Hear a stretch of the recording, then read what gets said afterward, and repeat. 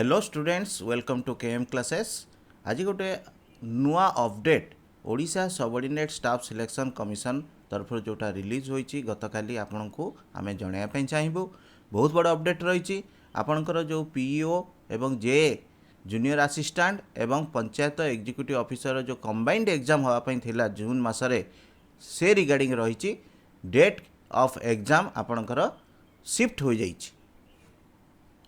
पुणी थे कहवाई चाहबू आपणकर जो एग्जाम डेट थिला पंचायत एग्जीक्यूटिव ऑफिसर एवं जूनियर असिस्टेंटर जो कंबाइंड एग्जाम थिला तार डेट आपणकर शिफ्ट हो जाइछि। आमे ए विषय आपण मानकु जणाया चाहबू। तागर जदि आपण माने आम चैनल नुआ थांती निश्चित भाव में सब्सक्राइब करंतु। न्यू अपडेट न्यूज पाइबा आप सब्सक्राइब करंतु। आमर रेगुलर वीडियो कोर्स को देखंतु एवं आपणकर एग्जाम रे सक्सेस हुंतु यही आमर आशा।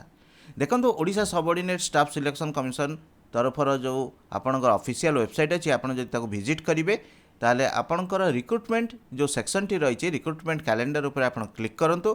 क्लिक कलापर आप देखिपारे जे आपणकर नोटिस रे जो डेट ऑफ एग्जाम सबू डिफरेंट एग्जाम पाई रही कैलेंडर रे तलू आसिले आप देखिपारे 2023 मसीहार जो ये लिखाई combined recruitment examination 2023 as under ये आप देखिपारे junior assistant panchayat executive officer जो 4942 एवं 2297 पोस्ट रही जोटा आपणकर एग्जाम हबार थिला केबे हबार थिला पिला माने आपण जानिथिबे केबे हबार थिला आपणकर जून 25 तारिख रे हबार थिला। आपण देखि पारथिबे जो डेट टी रही नुआ डेट टी एटा रेड कलर रे आपणकर इंडिकेट कराई एवं ए डेट टी रही 9/7/2023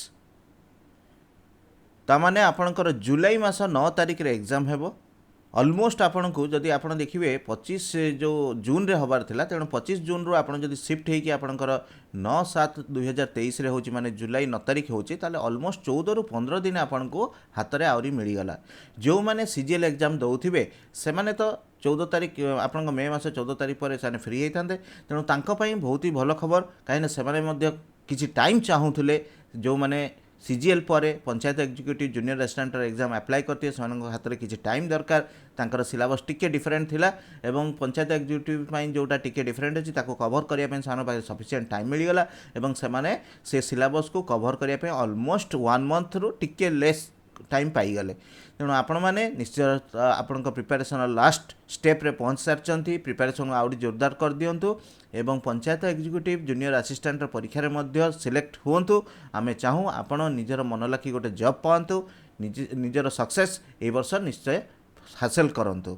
बहुत बहुत धन्यवाद आपण मानक प्रिपेरेसन आपण मान सहयोग पाई एवं आपण मान सहयोग पाई आमर मध्य चैनल रे सब्सक्राइबर बढ़ी चलती। आपण मानक रिक्वेस्ट आपण माने ऑल नोटिफिकेशन को क्लिक कर दियंतु।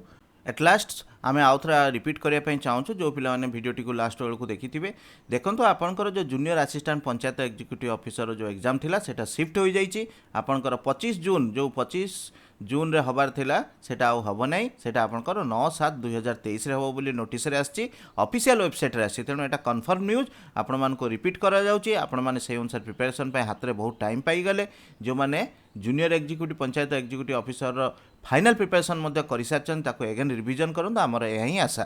Thank you.